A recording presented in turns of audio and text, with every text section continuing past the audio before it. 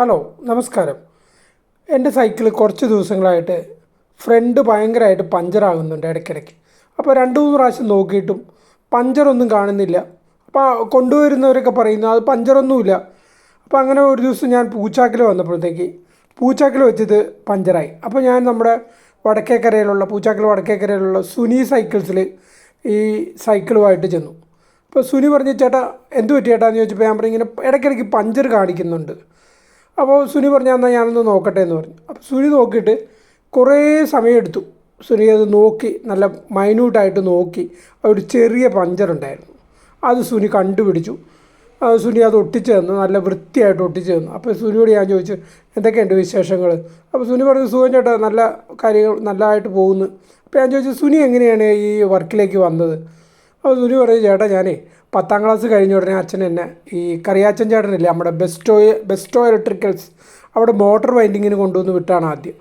അപ്പോൾ motor winding പഠിക്കാനായിട്ട് വന്നപ്പോഴാണ് അച്ഛൻ IRDP ലോൺ എടുത്തിട്ട് ഒരു 5-6 സൈക്കിൾ പള്ളിവലി ജംഗ്ഷനിൽ വാടകയ്ക്ക് കൊടുക്കാനായിട്ട് തുടങ്ങി. അപ്പോൾ അച്ഛൻ പറഞ്ഞു, ചേട്ടാ ആ സൈക്കിളൊന്ന് സർവീസ് ചെയ്യണമെന്ന് പറഞ്ഞു. അങ്ങനെ പതുക്കെ പുള്ളി സൈക്കിൾ റിപ്പയറിങ് പഠിച്ചു. അപ്പോൾ പുള്ളി നല്ല അടിപൊളിയായിട്ട് അവസാനം സൈക്കിൾ റിപ്പയർ ചെയ്യാൻ തുടങ്ങി.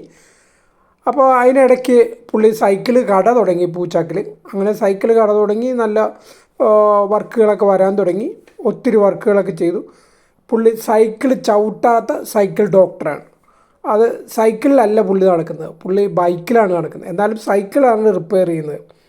അപ്പോൾ സൈക്കിളിൻ്റെ എല്ലാ കാര്യങ്ങളും A to Z കാര്യങ്ങൾ പുള്ളി റിപ്പയറിങ് ചെയ്യും.